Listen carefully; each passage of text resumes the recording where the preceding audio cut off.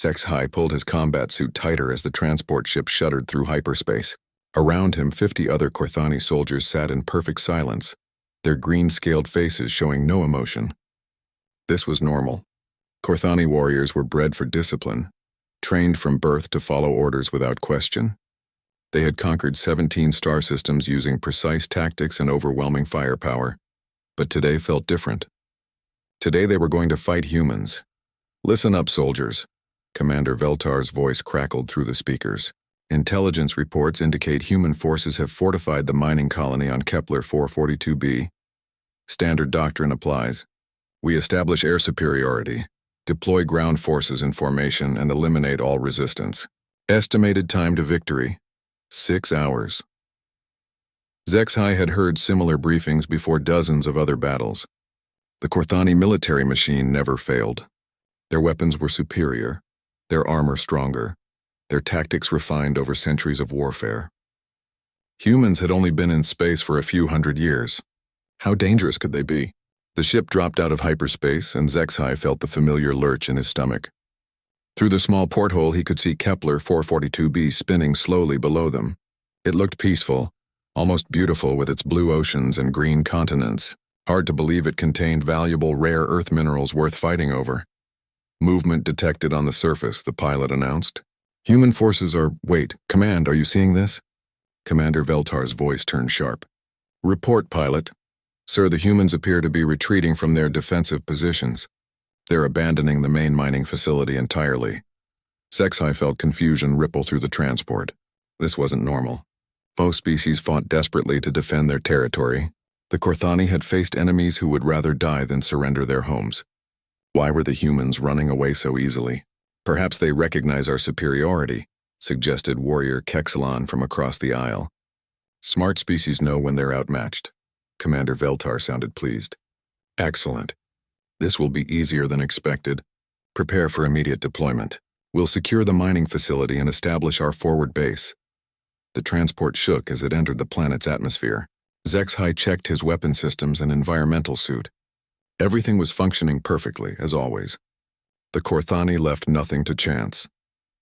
As they descended toward the landing zone, Zexhai caught glimpses of the mining facility through his porthole. It was huge, sprawling across several kilometers of rocky terrain. Massive processing towers reached toward the sky, connected by networks of pipes and walkways. Storage facilities dotted the complex like metallic mushrooms. I see movement, called out the pilot. Looks like a small group of humans near the main refinery. They appear to be placing something, probably trying to sabotage their own equipment before we arrive, Commander Veltar said. Standard desperate behavior. We'll stop them before they can cause significant damage. The transport touched down with a gentle thud. Around Zexhai, 50 Korthani warriors stood in perfect unison, weapons ready, formation tight. The rear door hissed open and they marched out onto the alien soil. The air smelled strange. Not just the usual mix of unfamiliar gases and mineral dust that Zexhai expected on a new world. There was something else. Something chemical and sharp that made his nostril slits twitch. Advance in standard formation, commanded Veltar. Secure the perimeter, then move on the main facility. Sensors indicate approximately 24 humans still in the area. Only 24? Zexhai had expected more resistance. His battle computer indicated the mining facility could house several hundred workers. Where had they all gone? The Korthani force moved like a machine across the rocky ground. Their heavy boots crunched on gravel as they approached the massive refinery towers. Everything seemed too quiet, too easy. Contact front, reported the lead scout. 5 humans visible near the central processing unit. They're not armed. Through his helmet display, Zexhai could see the humans clearly. They looked so small compared to Korthani warriors. Their pale pink skin seemed fragile, their limbs thin and weak. No natural armor, no visible weapons, no protective scales. How had such creatures ever developed space travel? They're just standing there, observed warrior Kexalon. Not even trying to hide. One of the humans, a female with short brown hair, stepped forward. She raised her hand in what appeared to be a greeting gesture. When she spoke, her voice carried clearly across the distance thanks to Zexhai's sensitive hearing. Welcome to Kepler 442b, she called out. My name is Sarah Chen, Facility Supervisor. We've been expecting you. Commander Veltar activated his external speakers. Surrender immediately, and you will not be harmed.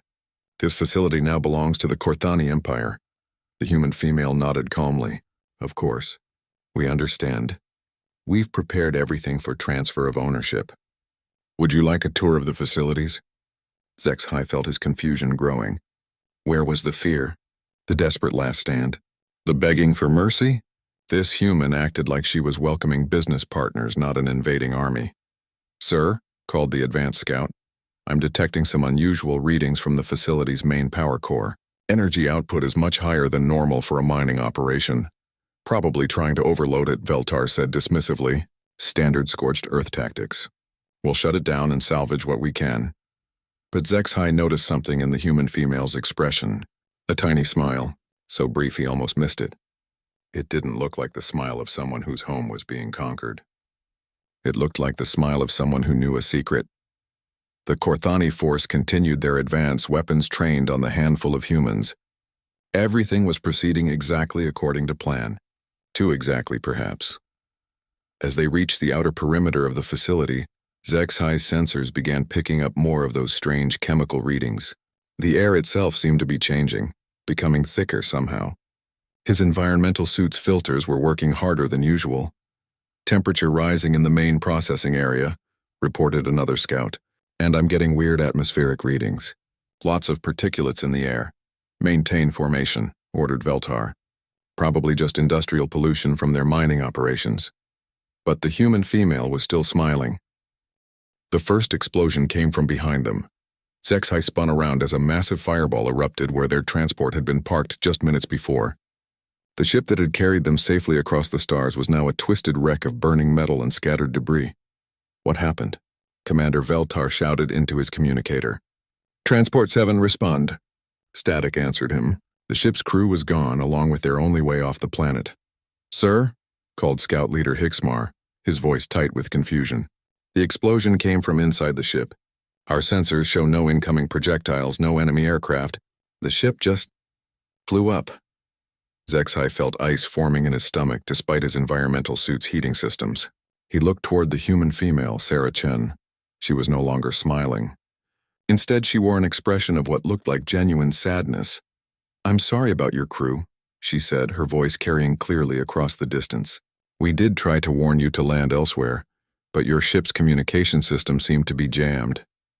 You destroyed our transport, Veltar accused, raising his weapon. Sarah shook her head slowly. No, you destroyed your transport. When you landed in that specific zone, your ship's exhaust systems mixed with atmospheric compounds we've been releasing for the past 6 hours. The chemical reaction was inevitable once your engines reached a certain temperature during shutdown. Zexhai's tactical computer began processing this information. The humans had somehow poisoned the air around the landing zone, but how could they predict exactly where the Corthani would land? Impossible, said Veltar. Our landing coordinates were chosen randomly by our ship's computer. Were they? Sarah asked gently. Or did your computer choose the only landing zone that appeared safe on your sensors? The zone we carefully prepared to look perfect for landing while filling it with invisible, odorless compounds that become highly explosive when mixed with the exhaust from standard military transport engines. The ice in Zexhai's stomach spread through his entire body. This human female was describing a trap so complex, so carefully planned, that it required predicting not just where they would land, but how their own technology would react to local conditions. You couldn't have known what type of ships we use, protested Warrior Kexalon. Sarah's expression grew even sadder. We've been monitoring Corthani expansion for 8 years. We know everything about your ships, your weapons, your tactics. We know you always land in the safest available zone. We know you always advance in the same formation. We know you always target industrial facilities first to deny resources to the enemy. Commander Veltar's voice turned dangerous. Then you know we're going to kill you all. Actually, Sarah said quietly, we know you're going to try. The question is whether any of you will survive the attempt. A new sound reached Zexhai's sensitive hearing, a low humming noise growing gradually louder. His helmet's audio systems couldn't identify the source, but something about it made his scales prickle with instinctive alarm. Sir, reported the advanced scout, I'm detecting movement underground. Something large is moving beneath the facility. Sarah nodded. That would be the mining equipment. We've been using it to dig new tunnels for the past 3 days. The entire area you're standing on is now completely hollow underneath. Zexhai looked down at the rocky ground beneath his feet. It looked solid, felt solid. But if the humans had been digging— "You're lying," Veltar said, but his voice lacked conviction. "Test it," Sarah suggested. "Fire your plasma rifles at the ground. See how deep the shots penetrate." No one moved. If she was telling the truth, weapons fire might collapse whatever thin layer of rock was supporting them. If she was lying, they would waste ammunition and look foolish. The tunnels extend for approximately 2 kilometers in every direction. Sarah continued in her calm, conversational tone. "We filled them with a mixture of industrial solvents and oxidizing agents. The same compounds that destroyed your ship, actually, but in much larger quantities." The humming sound was getting louder. Zexhai's helmet systems finally identified it as the sound of large machinery moving through underground spaces. Heavy drilling equipment by the acoustic signature. "Here's what's going to happen," Sarah said, and now her voice carried a note of steel beneath the sadness. "In approximately 90 seconds, those tunnels are going to collapse. The chemical mixture will ignite from the friction of falling rock. The resulting explosion will create a crater roughly 1 kilometer wide and 200 meters deep. You'll die too," Veltar pointed out. Sarah nodded calmly. "Yes, we will. All 5 of us knew this was a one-way mission when we volunteered to stay behind. But 50 Korthani soldiers will die with us, and word will reach your fleet about what happened here." Zexhai's mind raced. 50 trained Korthani warriors, destroyed by 5 humans who had willingly sacrificed themselves. It was insane. It was impossible. It was— 60 seconds, Sarah announced. Commander Veltar raised his plasma rifle and fired directly at the human female. The shot took her in the chest and she crumpled to the ground without a sound. The other 4 humans didn't even flinch. 45 seconds, said another human, a male with gray hair. His voice was just as calm as Sarah's had been. Veltar fired again and another human fell. Then another. The remaining humans continued their countdown. 30 seconds. Zexhai could hear the panic creeping into his commander's voice. "All units, find cover! Look for solid ground." But there was nowhere to run. The facility stretched for kilometers in every direction, and if the humans were telling the truth about the tunnels— 15 seconds. The humming beneath their feet had become a roar. Zexhai could feel vibrations through his boots as massive machinery moved through the spaces below them. "Sir," he called out to Commander Veltar, "should we attempt to reach the facility's upper levels?" 10 seconds, called the last surviving human. Veltar shot him too, but it was too late. The countdown continued in Zexhai's head as he ran toward the nearest. Building 5432, the ground beneath his feet cracked. Then the world exploded. When Zexhai regained consciousness, he was lying on his back staring up at an alien sky. His environmental suit was damaged but still functioning. Pain shot through his left arm and his helmet display showed multiple system warnings. He sat up slowly and looked around. Where the mining facility had been, there was now an enormous crater exactly as the human female had predicted. Twisted metal and burning chemicals created a hellscape of smoke and flame. Of the 50 Korthani soldiers who had landed with him, Zexhai could see only 3 others moving among the wreckage. The rest were gone, vaporized or buried under tons of rock and debris. 5 humans had destroyed 47 Korthani warriors and an entire military transport. They had done it by turning the planet itself into a weapon. As Zexhai struggled to his feet, he began to understand that everything the Korthani Empire thought they knew about human warfare was completely wrong. The 3 other survivors were in bad shape. Warrior Kexalon had a severe head injury that left him barely conscious.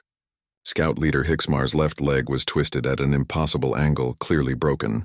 Commander Veltar was missing his right arm, but somehow he was still trying to take charge of the situation.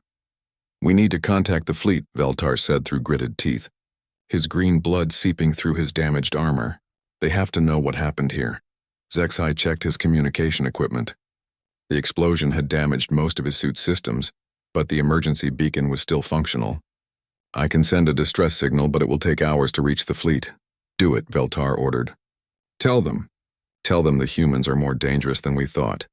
As Zexhai activated the beacon, he couldn't stop thinking about the human female's words. They had been monitoring Korthani expansion for 8 years. They knew everything about Korthani ships, weapons, and tactics. How was that possible? "Sir," Hixmar said weakly, "I'm picking up movement on my scanner." Something approaching from the north. Zexai looked in that direction and saw a cloud of dust rising from beyond the crater's edge. Whatever was coming, it was moving fast and kicking up a lot of debris. More humans? Veltar asked. Unknown, Hixmar replied. But the signature is too big to be individual soldiers. Looks like vehicles.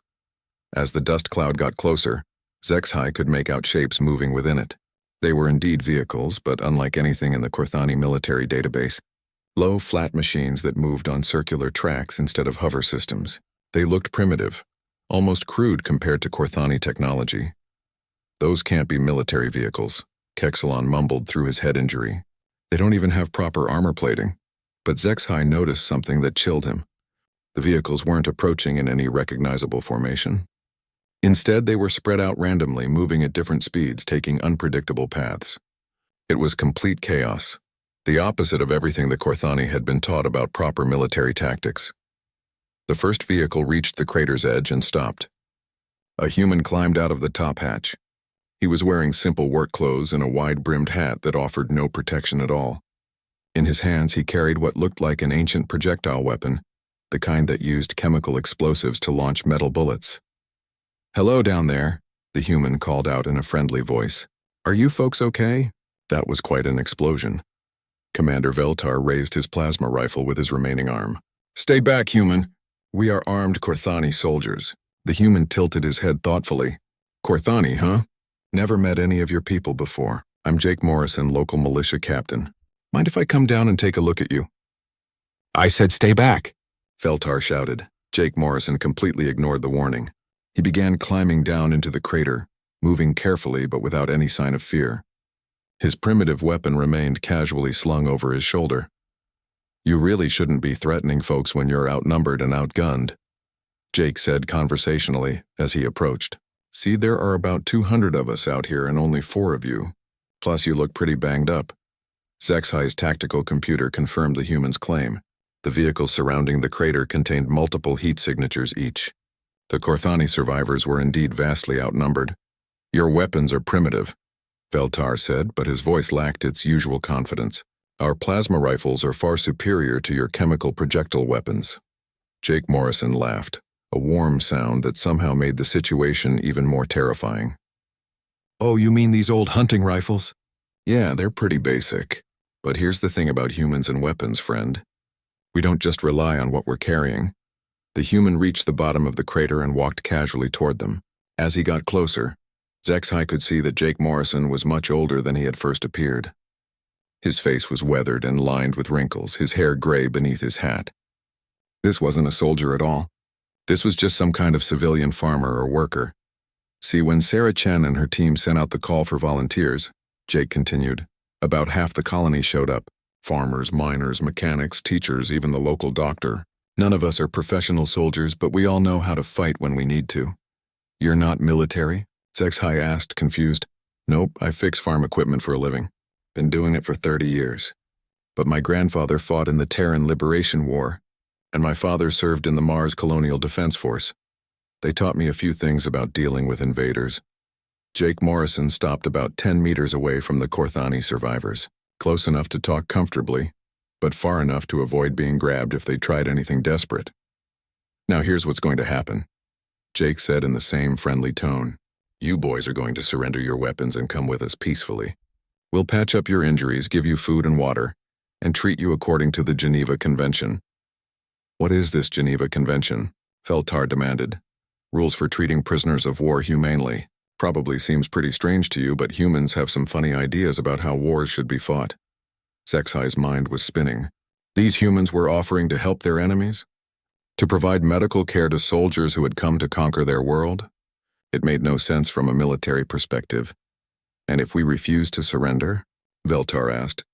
Jake Morrison's expression grew serious for the first time. "Then we'll have to kill you.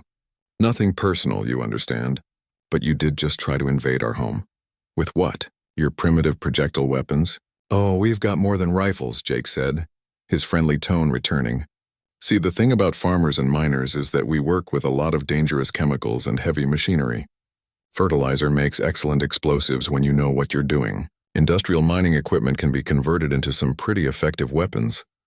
As if to demonstrate his point, Jake Morrison gestured toward the crater's edge. One of the vehicles up there was repositioning itself, and ZXHI could now see that it wasn't a simple transport. The humans had mounted some kind of large tube on top of it, aimed down into the crater. "That's old Betty up there," Jake explained. "Used to be a fertilizer spreader. Now she shoots improvised explosive shells about the size of your head. Range of about 2 kilometers, accurate to within 5 meters. My nephew Tommy built her last year when the colony board decided we needed better defense against the local wildlife."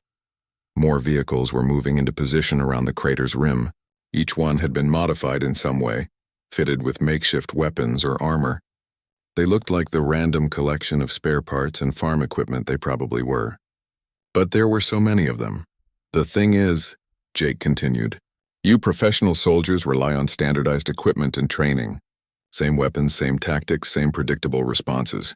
But we're all just making it up as we go along. Hard to plan a defense against 200 different improvised weapon systems, ZEXs." I realized with growing horror that the human was describing exactly the opposite of everything the Korthani military considered proper warfare. No standardization, no unified command structure, no predictable tactics. It was chaos, but organized chaos created by people who understood their local environment and resources better than any outside force ever could. "Your choice." "Boys," Jake Morrison said, checking a primitive timepiece on his wrist, "surrender now, or we start shooting in about 30 seconds. Commander Veltar looked around at his wounded soldiers, then up at the dozens of improvised weapons pointed down at them. For the first time in his military career, he slowly lowered his plasma rifle. "We surrender," he said quietly. Jake Morrison smiled and began climbing back toward the crater's edge. "Smart choice. Hey, Martha, bring the medical kit down here. We've got some injured prisoners who need patching up."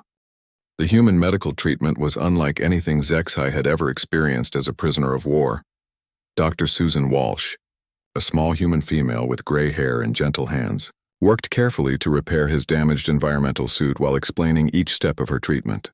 She spoke to him like he was a patient instead of an enemy soldier, asking about his pain levels and warning him before procedures that might be uncomfortable. "The fracture in your arm isn't too serious," she said as she applied some kind of healing gel to his injured limb.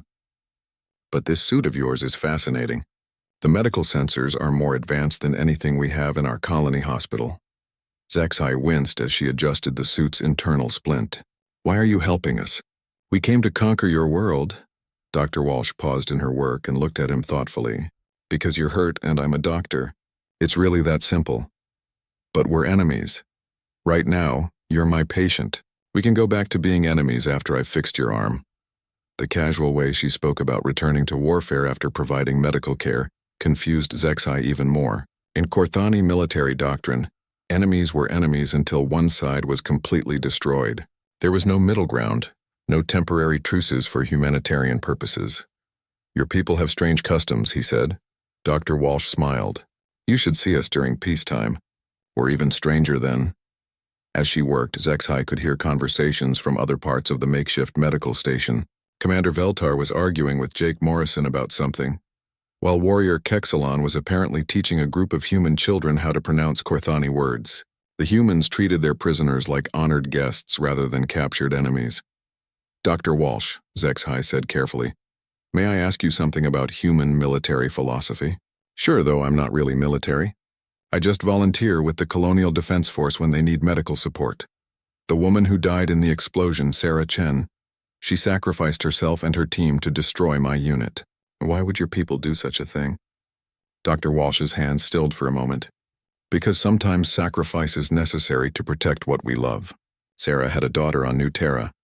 If the Korthani Empire conquered this system, that little girl would grow up under alien rule. Sarah chose to make sure that wouldn't happen. But 5 people against 50 soldiers. The mathematics don't make sense." "Human warfare isn't about mathematics," Dr. Walsh said softly. "It's about commitment. Sarah and her team weren't trying to win a battle. They were trying to send a message." "What message?" "That humans don't surrender easily. That even when you think you've won, we'll find a way to make victory cost more than you're willing to pay." Before ZXHI could respond, Jake Morrison's voice called from across the medical station. "Doc, you might want to hear this. Our guest here has been telling us some interesting things about Korthani fleet tactics. Dr. Walsh finished securing Zexai's arm and helped him to his feet. Can you walk okay? Good. Let's go see what Commander Veltar has been sharing. They walked to where Commander Veltar sat surrounded by several humans. His missing arm had been properly treated and bandaged, and someone had given him a cup of what smelled like stimulant beverage. He looked uncomfortable but not mistreated. The commander was just explaining how Corthani fleets operate, Jake Morrison said. Apparently, when a ground assault fails, standard procedure is to bombard the planet from orbit until all resistance is eliminated. Orbital bombardment, Dr. Walsh said thoughtfully. How long before your fleet arrives? Veltar remained silent, but Jake Morrison answered for him. According to the distress signal they sent, about 18 hours. Plenty of time. Time for what? Zexai asked. Jake Morrison's weathered face broke into a grin. Time to show your friends upstairs what happens when you try to bombard a human colony. You can't fight starships with farm equipment, Veltar said with contempt. You're right, Jake agreed. But we're not planning to fight your starships directly. We're going to make them fight each other. The casual confidence in Jake's voice made Zexai's scales prickle with alarm. That's impossible. Corthani ships don't fire on each other. They do if they think they're firing on enemy vessels, said a new voice. Zexai turned to see a young human male approaching their group. He was thin and pale, with the soft look of someone who spent most of his time indoors. This is Danny Reeves, Jake Morrison explained. Our local electronics expert. Used to work for the Colonial Communication Authority before he decided to become a full-time troublemaker. Danny grinned and pulled out a small device covered in blinking lights. I've been analyzing the communication protocols from your damaged suits. Very interesting encryption system. Took me about 6 hours to crack it. Impossible, Veltar said again, but with less conviction. Actually, it was pretty straightforward once I figured out the basic structure. Your people use a lot of redundant security layers, but they're all based on the same mathematical principles. Classic over-engineering. Danny's device beeped, and he looked pleased. Perfect. I've got full access to your military communication network now. Want to see something cool? He pressed a button, and Veltar's helmet speakers crackled to life with the sound of Corthani fleet communications. Zexai could hear status reports, navigation updates, and tactical discussions from the ships approaching their position. Fleet Admiral Mordan is ordering a full planetary bombardment to begin as soon as they arrive, Danny translated for the humans. Estimated firepower is sufficient to sterilize the entire continent. Sounds about right, Jake Morrison said calmly. How many ships are we talking about? 12 heavy cruisers and 47 support vessels, Danny replied, reading from his device. Total crew of approximately 15,000 Corthani personnel. Dr. Walsh looked concerned. Jake, even with our evacuation plans, we can't get everyone off-world in 18 hours. Don't worry, Doc, we're not evacuating. Then what exactly are we doing? Zexai asked. Jake Morrison's grin grew wider.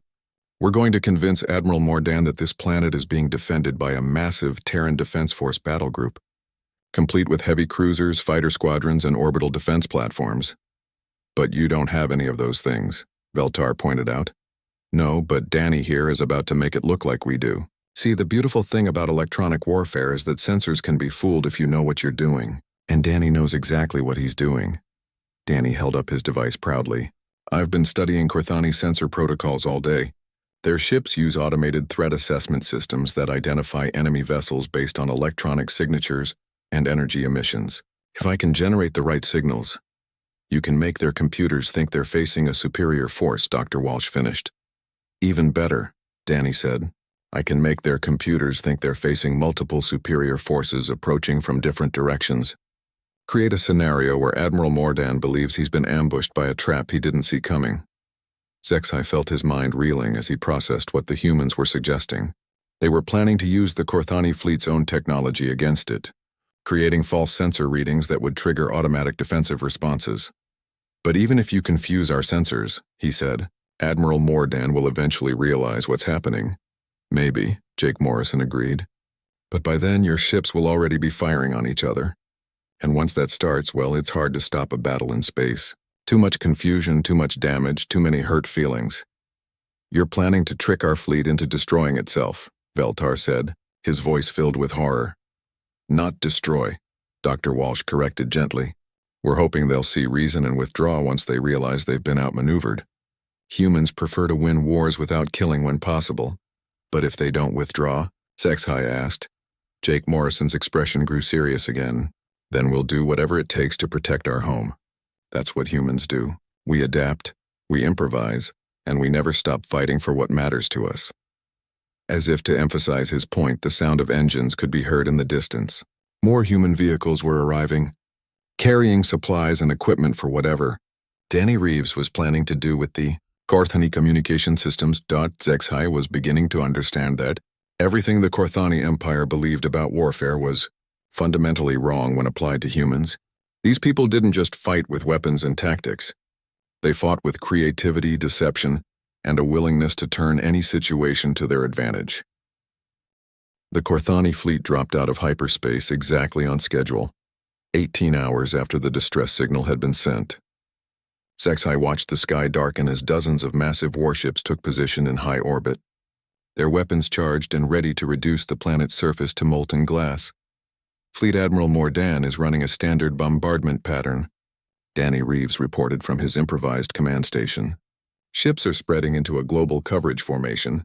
He's planning to sterilize the entire planet. HFY felt sick. He had served under Admiral Mordan before, and knew the Korthani commander's reputation for thoroughness. When Mordan decided to eliminate a threat, he made sure nothing survived. How many people live on this planet? HFY asked Dr. Walsh. About 200,000, she replied calmly, spread across 6 major settlements and dozens of smaller outposts. 200,000 innocent civilians, about to be murdered because 5 humans had dared to fight back against invasion. The mathematics of it horrified HFY more than any battle he had ever witnessed. Danny, Jake Morrison called out, "Are you ready to start the show?" "Just about," Danny replied, his fingers dancing across multiple keyboards simultaneously. "I've uploaded false sensor data to 17 different communication satellites. When I activate the program, every Korthani ship scanner will start detecting massive energy signatures approaching from hyperspace." "What kind of signatures?" Commander Veltar asked. Despite being a prisoner, he seemed unable to resist his military curiosity. "Terran Defense Force battlecruisers," Danny said with obvious pride. "Dreadnought-class ships according to your own intelligence database. I'm simulating a full battle group with heavy escorts and fighter wings." "Impossible. The nearest TDF forces are 3 sectors away." "Your admiral doesn't know that," Jake Morrison pointed out. "All he knows is that his sensors are suddenly showing 37 massive warships materializing out of hyperspace, moving to attack positions around his fleet." Danny's command station erupted in activity as dozens of screens showed streams of data flowing through space, initiating false signal broadcast in 3, 2, 1, mark. High above them, Fleet Admiral Mordan's tactical display lit up like a festival celebration as phantom ships appeared throughout the star system. HFY could hear the confusion in the fleet communications as sensor operators reported impossible readings. "Admiral, we're detecting massive hyperspace emergence signatures," came a panicked voice through Veltar's damaged helmet speakers. 37 ships Dreadnought class approaching from multiple vectors. Admiral Mordan's voice cut through the chatter with typical Korthani efficiency. "Confirm sensor readings. Are these actual vessels or electronic warfare?" "Sir, energy signatures match Terran Defense Force profiles exactly. We're showing active weapon systems, charge shields, and fighter bay activity." HFY knew Admiral Mordan well enough to predict his next move. Faced with superior enemy forces, the Admiral would attempt to fight his way out, while inflicting maximum damage on the planet below. It was standard Korthani doctrine. "All ships abort bombardment mission," Mordan ordered. "Form defensive positions and prepare for fleet engagement. If we're going to die here, we'll take as many humans with us as possible." "And that's where things get interesting," Danny Reeves said with obvious satisfaction. "You see, I didn't just create false ships. I created false communications between those ships." New voices began broadcasting on Korthani military frequencies. They sounded exactly like Terran Defense Force officers, speaking in perfect military protocol as they coordinated their phantom attack. "TDF Vindicator to all units. Begin flanking maneuvers on enemy formation Bravo. TDF Constitution acknowledging. Fighter wings launching in 30 seconds. TDF Enterprise requesting fire support on coordinate 77 Alpha." But Danny had made one crucial addition to his fake communications. Every few minutes, one of the phantom Terran ships would broadcast a message that sounded like it was being transmitted in Corthani military code. Phase 2 is working perfectly, Danny explained to his confused alien prisoners. I'm making it look like some of your ships are secretly communicating with the Terran fleet, like they're traitors working with the enemy. The effect on the Corthani fleet was immediate and devastating. Admiral Mordan, we're intercepting coded transmissions between the cruiser Blade of Honor and the enemy fleet, reported a communications officer. Impossible. Captain Zilmar has served with distinction for 20 years. Sir, the transmissions are definitely coming from his ship. He's feeding tactical information to the humans. Within minutes, Admiral Mordan was forced to consider the possibility that some of his own ships had turned traitor. The Phantom communications made it appear that 3 different Corthani vessels were secretly working with the enemy, providing targeting data and fleet positions to the advancing Terran forces. This is insane, Commander Veltar whispered as he listened to his own fleet tearing itself apart with suspicion and paranoia. Admiral, Captain Zilmar is denying any communication with enemy forces, came another report. He would deny it, wouldn't he? Mordan replied coldly. All ships maintain distance from cruisers Blade of Honor, Swift Vengeance, and Cosmic Fury. Treat them as potentially hostile until this situation is resolved. The 3 accused ships immediately protested their innocence, but Danny's program continued broadcasting fake communications that made them look guilty. Within an hour, the disciplined Corthani fleet formation had dissolved into chaos as ships maneuvered to avoid both the Phantom Terran forces and their own suspected traitors. Admiral, the enemy fleet is moving to attack formation, reported a sensor operator. Sir, cruiser Swift Vengeance is changing course toward our position. Her weapons are powering up. Captain Norval insists he's just trying to support the fleet formation, came another voice. Or he's positioning for a betrayal strike, Admiral Moradan said grimly. All ships, weapons free. If any vessel acts aggressively toward the fleet, destroy it immediately. That was exactly what Danny had been waiting for. Now comes the really fun part, he said, pressing a final sequence of keys. I'm going to make it look like one of your ships just opened fire on the fleet flagship. The false sensor data showed the cruiser Blade of Honor launching a full missile spread directly at Admiral Mordan's command ship. The Phantom attack never actually happened, but the Corthani sensors showed incoming weapons with perfect clarity. All ships, the Blade of Honor has fired on the flagship. Admiral Mordan's voice roared across the communication network. Return fire immediately! Destroy the traitors! The first plasma barrage from 5 Corthani heavy cruisers struck the Blade of Honor before Captain Zilmar even understood what was happening.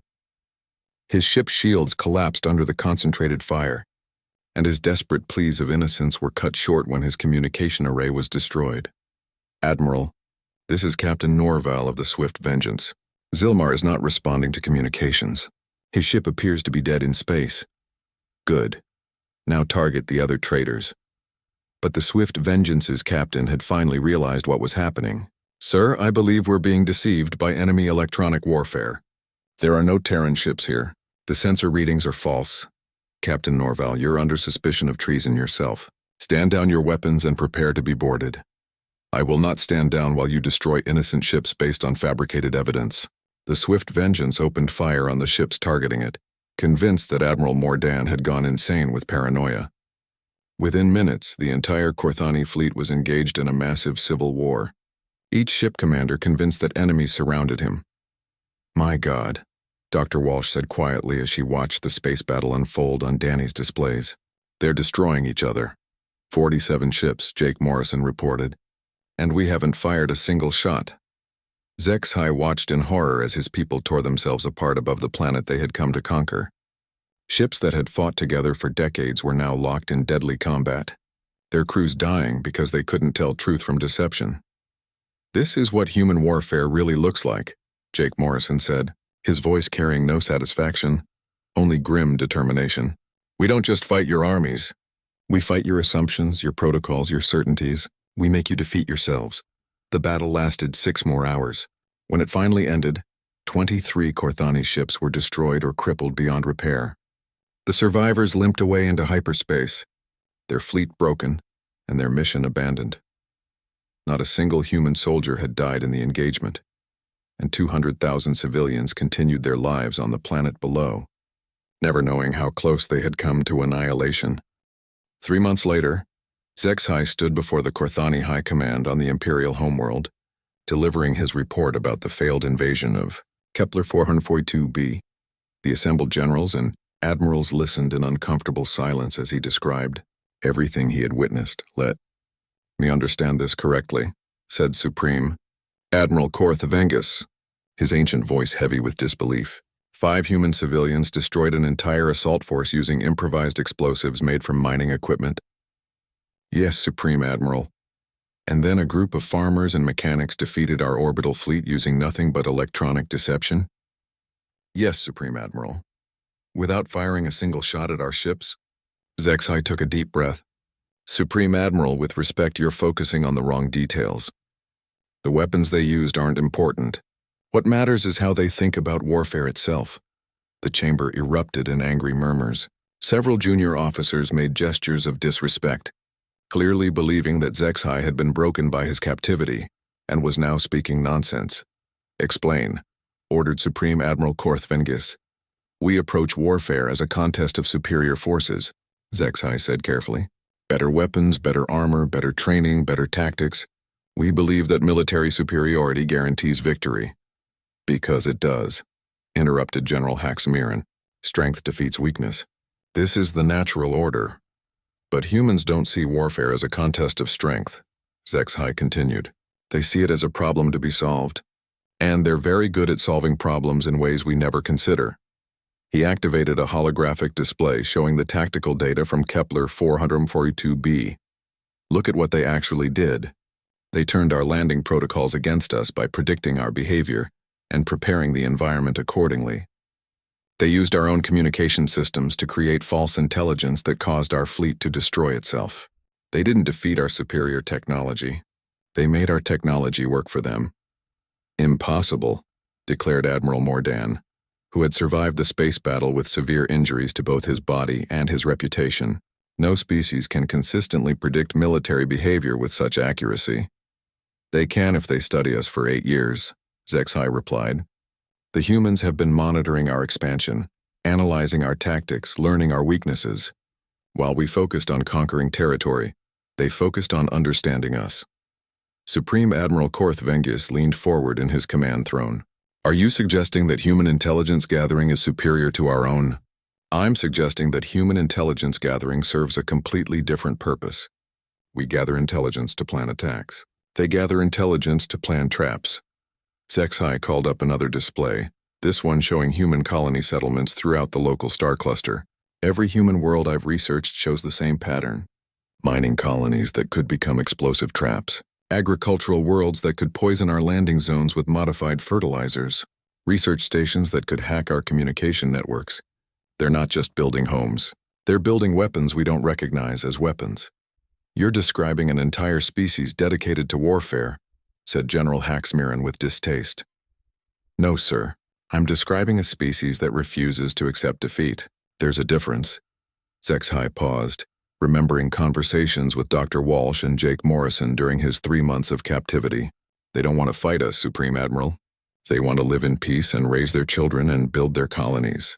But if we force them to fight, they'll use every resource, every piece of knowledge, every creative thought they possess to make us regret the decision." "Surely you exaggerate," said Admiral Mordan. "One successful defense doesn't prove systematic military capability." "Sir, I respectfully request permission to share intelligence gathered during my captivity."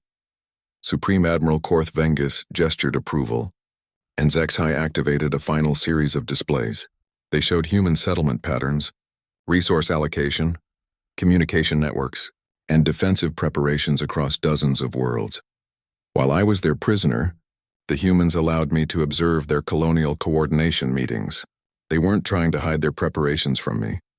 In fact, I believe they wanted me to see what they were doing. The displays showed a vast network of interconnected human colonies, each one apparently peaceful and defenseless, but all of them connected by communication systems that could coordinate defensive responses across multiple star systems. Every human colony is in constant communication with every other human colony, Zexai explained. They share information about threats, successful defensive tactics, technological innovations, and strategic resources. When we attacked Kepler 442b, Every human settlement within 50 light-years knew about it within hours. So what? Demanded General Hexmiran. So they had time to prepare. Every human world in this sector is now ready for us. They know our ship designs, our tactics, our communication protocols. They've had 3 months to develop countermeasures, prepare traps, and share that information with their neighbors. The silence in the chamber was profound as the implications sank in. The Korthani military machine had been designed to crush isolated resistance through overwhelming force. But if every human colony was prepared for attack, if they all shared defensive knowledge, if they could turn Korthani technology against itself, what do you recommend? Asked Supreme Admiral Korth Vengus. Immediate cessation of expansion into human-controlled space, Zexai replied without hesitation. Negotiate a formal peace treaty with clear territorial boundaries. Establish trade relationships instead of conquest objectives. Unacceptable, said Admiral Mordan. The Korthani Empire does not negotiate with inferior species. Sir, with respect, they're not inferior. They're different, and those differences make them extremely dangerous opponents. Zexai gestured to the tactical displays. We measure military strength by the size of our fleets and the power of our weapons. Humans measure military strength by how many problems they can solve faster than their enemies can create new ones. In a contest of raw force, we would eventually win. But they won't give us a contest of raw force. They'll give us 1,000 different problems to solve simultaneously, using our own assumptions and technologies against us until we defeat ourselves. You sound like you admire them, accused General Hexmiran. I respect them, Zexai corrected. There's a difference. I admire their medical ethics, their treatment of prisoners, their reluctance to kill when other options exist. But I respect their capability to destroy anyone who threatens what they care about. Supreme Admiral Korth Vengus was quiet for a long time, studying the displays and considering Zexai's words. Finally, he spoke. The expansion into human space is hereby suspended pending further intelligence gathering. Admiral Mordan, you will establish a diplomatic mission to open formal communications with human colonial authorities. Sir, this sets a dangerous precedent, protested General Hexmiran. If we negotiate with humans, other species will expect similar treatment. Perhaps, said Supreme Admiral Korth Vengus. But if we don't negotiate with humans, we may discover that we've bitten off more than we can swallow. Better to secure our existing territory than lose it all in a war we don't understand. As the meeting dispersed, Zexai remained behind to answer additional questions from the intelligence staff. But his mind kept returning to something Jake Morrison had said during one of their conversations. The thing about humans, Jake had explained, is that we're really good at learning from our mistakes. Every time someone attacks us, we get a little bit better at fighting back. And we remember everything. Zexai hoped the Korthani High Command would prove equally capable of learning from their mistakes, because if they ever decided to attack humanity again, the humans would be ready. And next time, Zexai suspected, the humans might not be so merciful. The thought should have comforted him, knowing that his own people would avoid a devastating war. Instead, it terrified him to realize that he had witnessed only the beginning of human defensive capabilities. If 5 farmers and a doctor could destroy a Korthani fleet, what could 200,000 colonists accomplish if they had time to prepare? Zexai decided he never wanted to find out.